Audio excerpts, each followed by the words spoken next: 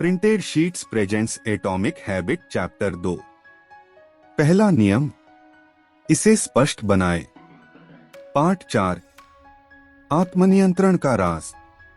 America में Connecticut के सांसद रॉबर्ट स्टील और इलिनॉय के सांसद मॉर्गन अमाफी ने अमेरिका की जनता को 1971 में अपनी उस खोज से चौंका दिया जिसका संबंध वियतनाम में पिछले 16 वर्ष से चल रहे युद्ध से था। वे सेना के पास दौरा करने गए थे तो उन्होंने देखा कि 15% अमेरिकी सैनिक हेरोइन के आदी हो चुके थे। बाद की खोज में पता चला कि 35% सैनिकों ने इसका प्रयास किया था, जिनमें 20% को इसकी लत लग चुकी थी। आरंभ में जितना सोचा था, समस्या उससे ज्यादा गंभीर हो गई थी। इस खोज ने वाशिंगटन में उत्तेजनात्मक गतिविधियों को बढ़ा दिया। Special action office of drug abuse prevention का गठन तत्कालीन राष्ट्रपति निक्सन के अधीन किया गया था। इसमें घर वापस आने वाले सैनिकों का पुनर्वास कर उन्हें नशा करने से रोका जाता था।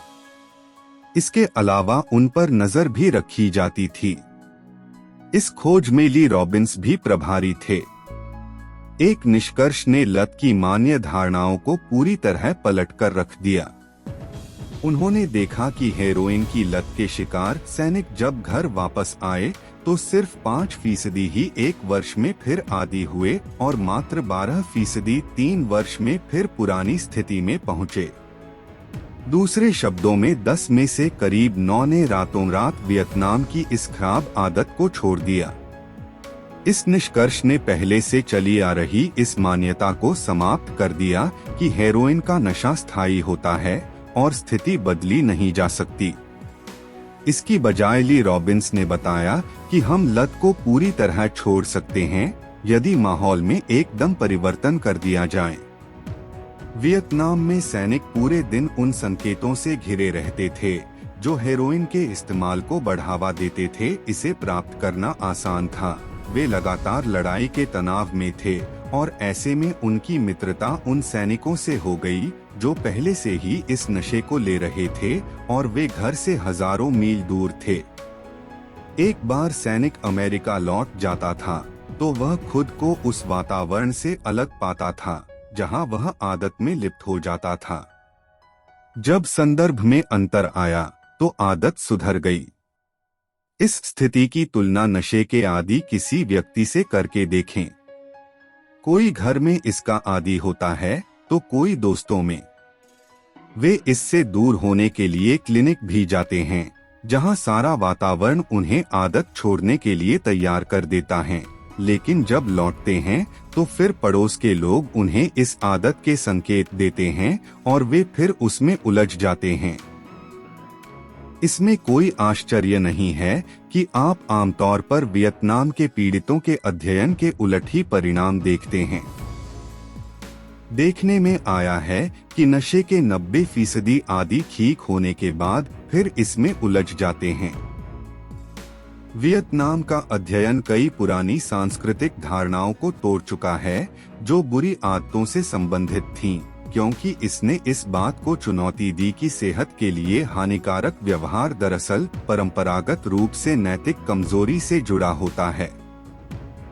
यदि आपका वजन अधिक है या आप सिगरेट पीते हैं या नशा करते हैं तो आपकी जीवन भर बोला जाता है कि आप में आत्मनियंत्रण का अभाव है।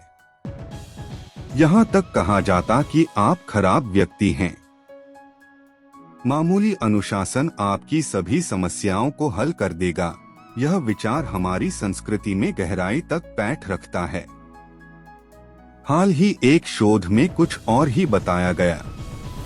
वैज्ञानिकों ने जब जबरदस्त आत्मनियंत्रण में रहने वाले व्यक्तियों का विश्लेषण किया तो पाया कि वे सभी उन लोगों से अधिक अलग नहीं हैं जो आत्मनियंत्रण के लिए संघर्ष कर रहे हैं।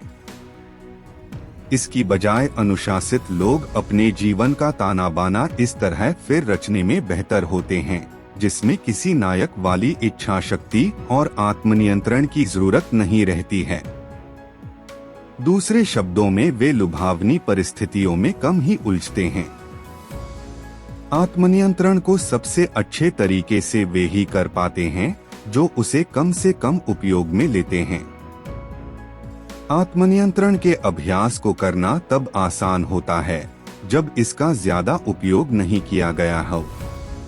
इसलिए यह बिल्कुल ठीक है कि आग्रह, आचरण और इच्छा शक्ति सफलता प्राप्त करने के लिए आवश्यक हैं, लेकिन इन विशेषताओं को बेहतर तरह से सुधार लेने के तरीके अधिक अनुशासित व्यक्ति बनकर नहीं किए जा सकते हैं, बल्कि एक अनुशासित वातावरण बनाने से ऐसा होता है।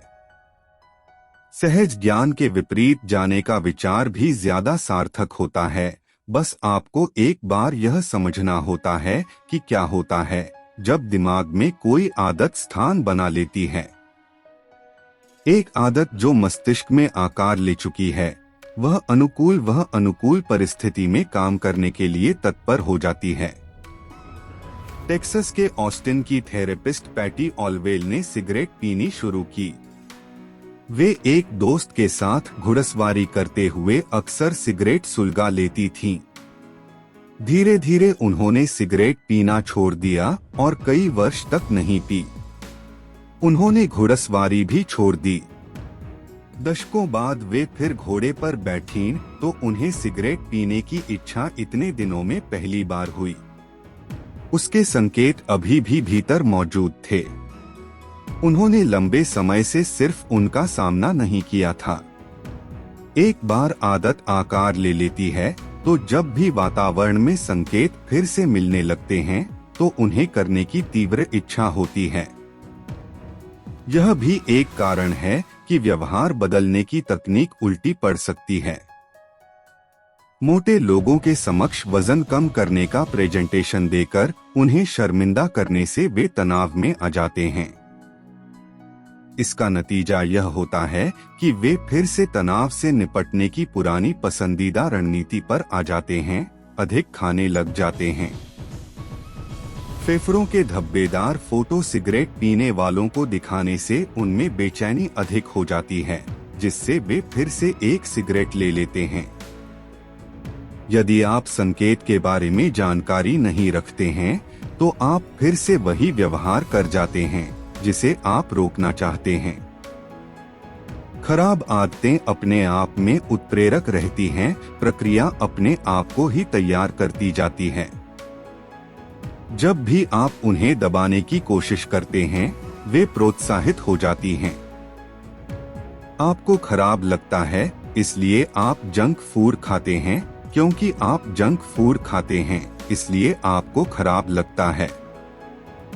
टेलीविजन देखने से आपको सुस्ती आने लगती है, इसलिए आप ज्यादा टेलीविजन देखते हैं, क्योंकि आप में कुछ कर पाने की ऊर्जा नहीं रहती है। अपनी सेहत की चिंता करते हुए आपको बेचैनी हो जाती है, जिसके कारण आप सिगरेट पीते हैं ताकि बेचैनी कम की जा सके, जिससे आपका स्वास्थ्य खराब होता चला जाता है और जल्द ही आप ज्यादा बेचैनी महसूस करने लगते हैं। यह खराब आदतों की नीचे जाने वाली सर्पिल रेखा है। शोधकर्ताओं ने इस प्रवृत्ति को संकेत प्रेरित इच्छा बताया है। बाहर से कोई भी लक्षण खराब आदत को दोहराने की इच्छा जगा सकता है। एक बार आप कुछ देखना शुरू कर देते हैं तो आपकी इच्छा इसे ज्यादा देखने की होने लगती है। यह प्रक्रिया हर समय चलती रहती है। अक्सर हमको यह समझ में नहीं आती है। वैज्ञानिकों ने पाया कि कोकीन की आदत वाले लोगों को 33 मिलीलीटर सेकंड इस नशे का चित्र दिखाया जाता है तो उनके मस्तिष्क में पुरस्कार का मार्ग प्रेरित हो जाता है, जो फिर से इच्छा जगा देता है।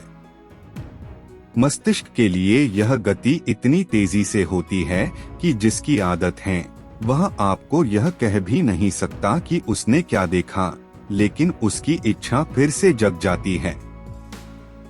यहाँ एक पंचलाइन है, आप आदत को रोक सकते हैं, लेकिन आपके लिए उसे भूल जाना संभव नहीं रहता। एक बार दिमाग में आदत ने स्थान बना लिया है तो इसे पूरी तरह से समाप्त करना मुश्किल हो जाता है, भले ही लंबे समय तक आपने उसे न किया हो। इसका अर्थ है कि झुकाव को रोकना एक अप्रभावी रणनीति है। बाधाओं से भरे जीवन में ज़ेन के जैसा व्यवहार बनाए रखना मुश्किल है। इसमें बहुत सामर्थ्य की आवश्यकता होती है। संक्षेप में बात कहें तो आपको झुकाव को रोकने के लिए उसकी विरोधी भीतरी ताकत का प्रयोग करना होगा। लंबे समय में हम एक वातावरण में रहने वाला उत्पाद बन जाएंगे। स्पष्ट रूप से मैंने किसी को भी अब तक नकारात्मक वातावरण में लगातार सकारात्मक आदतों के साथ रहते हुए नहीं देखा। सबसे उचित उपाय खराब आदत को स्रोत पर ही रोक दिया जाए। खराब आदत को समाप्त करने का सबसे व्यावहारिक तरीका यह है कि वह संकेत ही सामने नहीं आए जिसके कारण आदत हो रही है।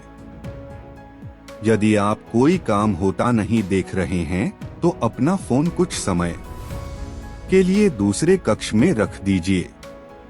टाइम्स यदि आप लगातार इस तरह से महसूस कर रहे हैं कि आप कुछ नहीं हैं, तो सोशल मीडिया अकाउंट को देखना बंद कर दें जो आप में ईर्ष्या और द्वेष लाता है। यदि आप टीवी देखने में अधिक समय खराब कर रहे हैं तो बेडरूम से टीवी को हटा दीजिए। यदि आप इलेक्ट्रॉनिक्स पर अधिक पैसा खर्च कर रहे हैं तो नए टेक गियर की समीक्षाओं को पढ़ना बंद कर दें। यदि आप बहुत अधिक वीडियो गेम्स खेल रहे हैं तो कंसोल का कनेक्शन हटा दीजिए और हर बार इस्तेमाल के बाद इसे अलमारी में रख दिया करिए। यह अभ्यास व्यवहार में बदलाव के पहले नियम के उलट है। इसे स्पष्ट बनाने की बजाय आप इसे अदृश्य कर देते हैं।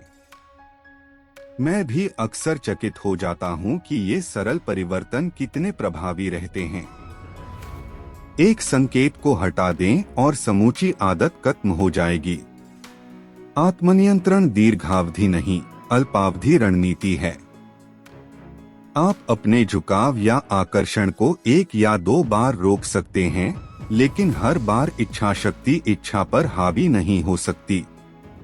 जब भी सही चीज करना चाहते हैं तो इच्छा शक्ति को नए सिरे से बुनने की बजाय आपको ऊर्जा अपने वातावरण को सुधारने में लगाएं।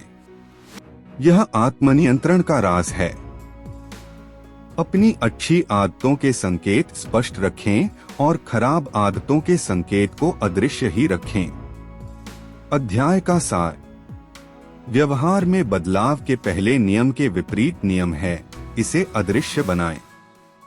एक बार आदत बन जाती है तो उसे भूल पाना मुश्किल हो जाता है।